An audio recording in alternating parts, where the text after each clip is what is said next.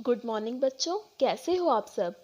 बच्चों, आज मैं आपके लिए क्यूब रूट का एक बहुत इंटरेस्टिंग गेम लेकर आई हूँ, जिसको हम हिंदी में घनमूल भी कहते हैं। घनमूल, जैसे कि आपने पिछली वर्कशीट में पढ़ा ही है कि घनमूल क्या होता है, तो आइए चलिए पहले हम यही देख लेते हैं कि घनमूल होता क्या है। उसके बाद हम अपना गेम स्टार्ट कर सकते हैं। घनमूल, जिसे हम क्यूब रूट भी कहते हैं, किसी संख्या का घनमूल वह संख्या है जिसे परस्पर 3 बार गुणा करके प्राप्त किया जाता है। जैसे कि अगर मैं कहूँ कि 64 का घनमूल 4 होता है, तो हमें कैसे पता चला कि 64 का घनमूल 4 है। अगर हम 4 को 3 बार लगातार गुणा करेंगे तो हमें 64 मिल जाएगा। तो हम ये कह सकते हैं कि 64 का घनमूल 4 है। इसी पैटर्न को फॉलो करते हुए हम अपना गेम स्टार्ट करेंगे। तो चलिए सबसे पहले हम मिलते हैं अपनी एक दोस्त नेहा से।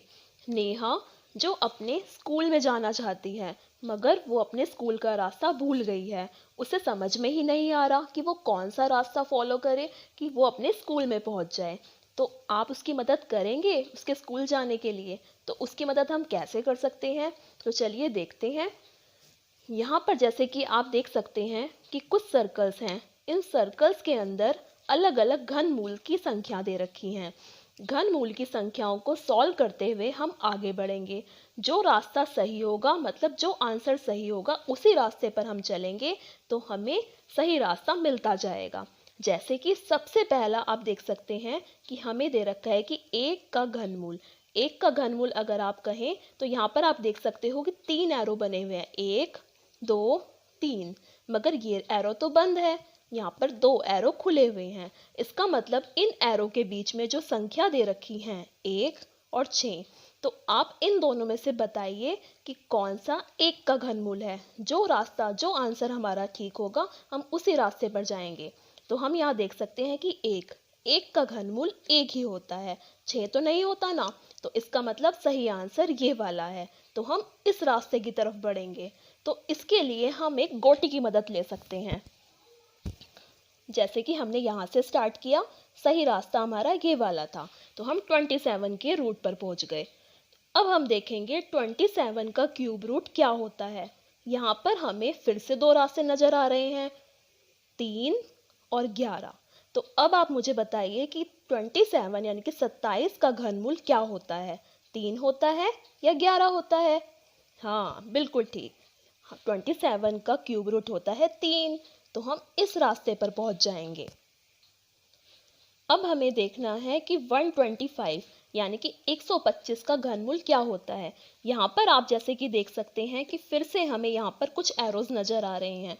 यहाँ पर 2 एरो तो बंद है, ये 2 एरो हमारे ओपन है।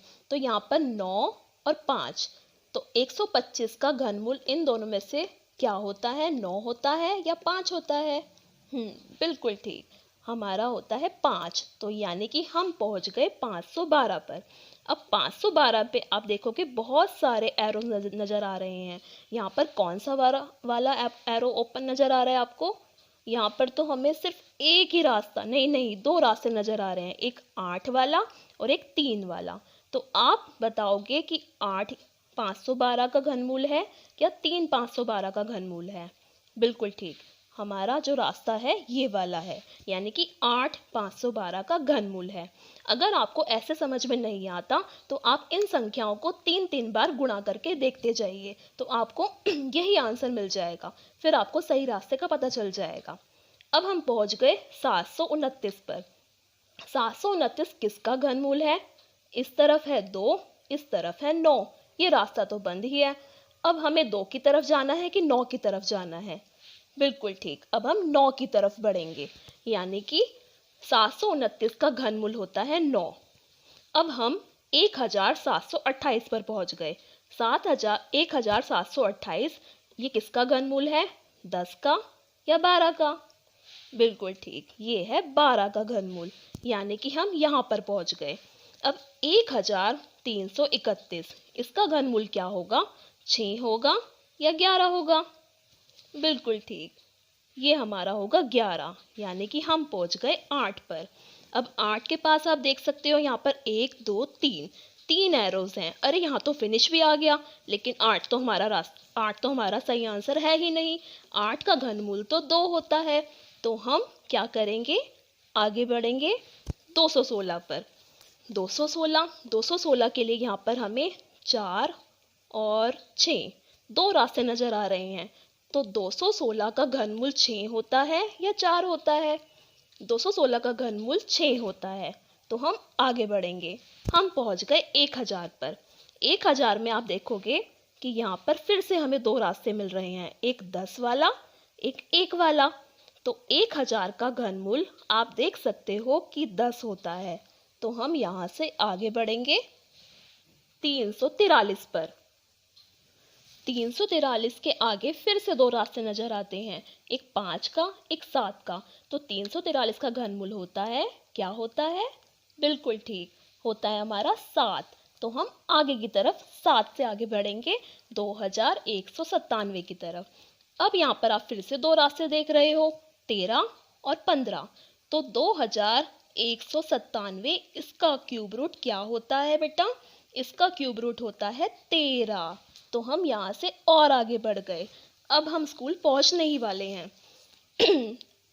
यहाँ पर हम पहुंच गए 3375। 3000, ये हमारा 15 का क्यूब रूट है, क्योंकि 8 का क्यूब रूट तो हमने पहले ही निकाल लिया था। तो हम 15 के क्यूब रूट से आगे बढ़े तो हम पहुंच गए 8000 की तरफ। 8000 से आप देख सकते हो कि फिर से दो रास्ते निकलते हैं, एक 5 की तरफ और एक 20 की तरफ। 5 का क्यूब रूट भी हमने पहले निकाल लिया था। 5 का क्यूब रूट होता है 125। इसका मतलब इसका सही उत्तर 20 है। तो हम पहुंच गए 64 की तरफ। 64 का क्यूब रूट तो हमने पहले ही निकाला था, सबसे पहले। तो इसका मतलब 64 का क्यूब रूट क्या हुआ? 4। तो 4 की मदद से हम अपनी फिनिश लाइन पर पहुंच गए, यानी कि नेहा अपने स्कूल का रास्ता नेहा को मिल गया। नेहा अपने स्कूल पहुंच गई। बच्चों, है ना कितना इंटरेस्टिंग गेम? आप इसी गेम की मदद से और भी बहुत सारे गेम्स बना सकते हो। जैसे कि ये घनमूल है, तो हम स्क्वायर रूट का भी एक ऐसा गेम बना सकते हैं। तो आप सभी का हॉलीडे होमवर्क है कि आपने इसी घनमूल के गेम की तरह एक स्क्वायर रूट यानी कि वर्गमूल का भी गेम बनाना है इसी तरह से, और अपने फ्रेंड्स के साथ में शेयर करना है। ठीक है बच्चों?